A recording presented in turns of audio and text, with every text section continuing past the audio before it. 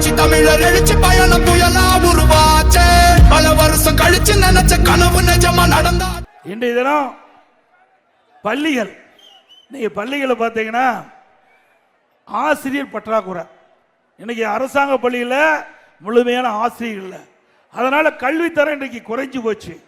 அதனால இன்னைக்கு தமிழ்நாட்டில் 207 அரசு பள்ளிகள் மூட வேண்டிய சூழ்நிலை ஏற்பட்டு போச்சு. இந்த அரசு மீண்டும் திறக்குன்னு சொல்லியிருக்கிறாங்க. ஆனால் இது வரைக்கும் திறந்த மாதிரி தெரியல. ஒரு அரசாங்க பள்ளி எதற்காக திறக்கிறோம்? ஏழை மாணவர்கள் அந்த அரசு பள்ளியை படித்து அவர்கள் உயர்ந்த இடத்துக்கு வர வேண்டும் என்ற அடிப்படையில் தான் நிறைய பள்ளியில் அனைத்து இந்திய அண்ணா திராவிட முன்னேற்ற கழக அரசு இருக்கும்போது திறக்கப்பட்டது. அதாவது கல்வியே வளர்ச்சி அடைய வேண்டும். இன்றைக்கு கிராமத்திலிருந்து நகர வரை ஏழை மக்கள் அதிகமாக கல்வி கிடைக்க வேண்டும் என்ற அடிப்படையில் நாம பள்ளிகளை திறந்தோம். ஆனா திமுக ஆட்சியில் அரசு பள்ளியில மூடியது திமுக. அதோட இப்பொழுது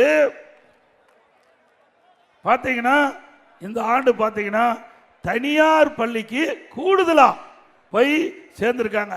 கடந்த ஆண்டை விட இந்த ஆண்டு 1,40,000 பேர் அரசு பள்ளி படிக்கிற மாணவர்கள் எண்ணிக்கை குறைஞ்சிருக்குது. ஏன்?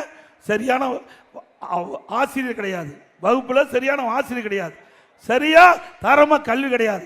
இதனால அரசு பள்ளியிலே படிக்கின்ற மாணவருடைய எண்ணிக்கை குறைஞ்சு தனியார் பள்ளியில் சேர்க்கக்கூடிய அவலங்கள் இந்த ஆட்சியில் பார்க்கப்படும் என்பதை நேரத்தில் தெரிவித்து, அது மட்டும் இல்ல, இன்றைக்கு ஒரு சுற்றறிக்கை வெளியிட்டிருக்காங்க அரசு பள்ளியில் அனைத்திலுமே தலைமை ஆசிரியருக்கு.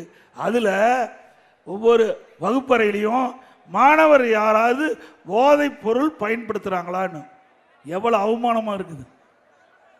ஒரு அரசாங்கம் தலைமை ஆசிரியருக்கு, அரசு பள்ளியில் இருக்கிற தலைமை ஆசிரியருக்கு ஒரு சுற்றறிக்கை.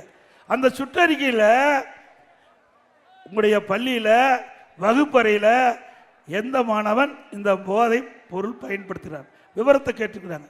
ஏயா இதுக்கா இப்போ அரசாங்க பள்ளிக்கூடம் நடத்துகிறோம்?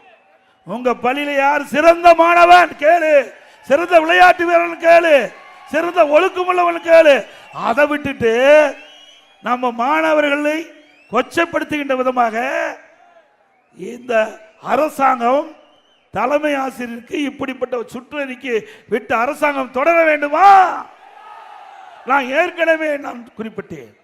திராவிட முன்னேற்ற கழகம் ஆட்சி பொறுப்பேற்று ஓராண்டில் தமிழகத்திலே போதை பொருள் நடமாட்டம் அதிகமாக இருக்கின்றது, அதை கட்டுப்படுத்துங்கள் என்று சட்டமன்றத்தில் முதலமைச்சருக்கு கோரிக்கை வச்சேன், ஊடகத்தின் வாயிலாக பேட்டி கொடுத்தேன், அறிக்கையின் வாயிலாக வெளியிட்டேன்.